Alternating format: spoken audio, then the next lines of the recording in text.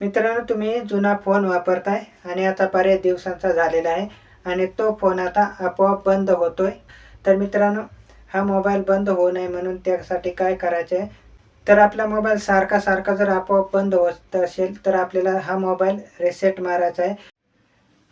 तर पहा मित्रांनो, आपण आता आलो आपल्या मोबाईल स्क्रीनवर आणि ते आपल्याला ओपन करायचं आहे सेटिंग. तर सेटिंगमध्ये जायचं आहे आपल्याला मोबाईल रिसेट करायचा असेल तर. आणि सेटिंगमध्ये आल्यानंतर येथे सर्च बॉक्समध्ये सर्च करायचं आहे फॅक्टरी रिसेट. तर येथे फॅक्टरी रिसेट असं आपल्याला टाईप करायचं आहे.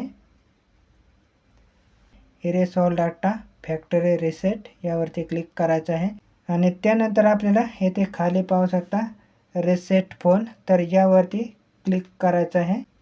तर त्यानंतर काय करायचं आहे, तर येथे नेक्स्टवरती क्लिक करायचं आहे. तर येथे सेकंद पडतील, तर येथे 10 सेकंद पडत आहेत. तर त्यानंतर मग तर पहा आपल्याला पुन्हा ओके करायचं आहे आणि ओके केल्यानंतर आपला मोबाईल हा आता रिसेट व्हायला सुरुवात झालेली आहे. तर पहा आता रिसेट व्हायला सुरुवात झालेली आहे आणि आता आपल्या मोबाईलमध्ये जो पण डाटा आहे तर तो सगळा डाटा आता निघून जाईल आणि पुन्हा नव्याने आपल्याला नवीन जीमेल आय डी बनवायला लागेल. तर पहा आपला मोबाईल आता रिसेट होण्यास सुरुवात झालेली आहे आणि मित्रांनो, यासाठी बराच वेळ लागतो. तर 4 ते 5 मिनटं रिसेट होण्यासाठी लागतात.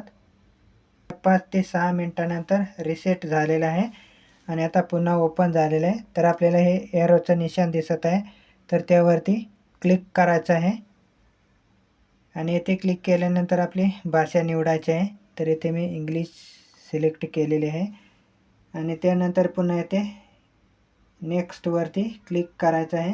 तर येथे आपली कंट्री निवडायची आहे आणि येथे पुन्हा आपल्या एरोवरती क्लिक करायचं आहे. तर येथे आपल्याला स्किप करायचं आहे आणि येथे हे एरोचे निशाण दिसत आहे खाली, तर यावरती क्लिक करायचं आहे. त्यानंतर आपल्यासमोर असं पेज ओपन झालेलं आहे.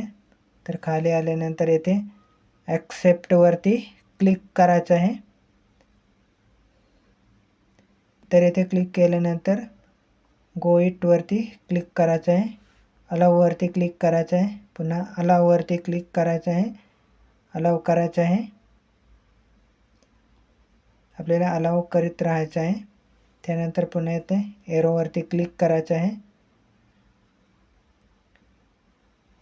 त्यानंतर येथे आपल्याला जर अकाउंट बनवायचं असेल तर आपल्याला येथे मोबाईल नंबर टाकून पासवर्ड टाकून साइन इन करायचं आहे किंवा आपण स्किपही करू शकता. तर पहा आता सेटअप कंप्लीटेड झालेलं आहे. त्यानंतर या एरोवरती क्लिक करायचं आहे. तर रिसेट मारून कंप्लीट झालेलं आहे.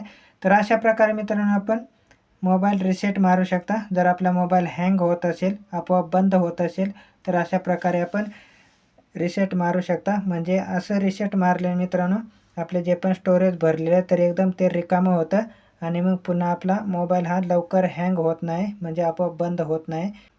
तर आता जे पण आपण प्ले स्टोअर अकाउंट बनवलेलं होतं आधी, तर ते आता निघून गेलेलं आहे. तर आपल्याला आता नवीन प्ले स्टोअर अकाउंट हे बनवावं लागेल आणि जर आपल्याला जुनंच लॉग इन करायचं असेल तर तेही आपण लॉग इन करू शकता. तर तुम्हाला हा व्हिडिओ कसा वाटला? आवडल्यास या व्हिडिओला नक्कीच लाईक करा आणि या चॅनलवर तुम्ही नवीन असाल तर या चॅनलला सबस्क्राईब करून ठेवा.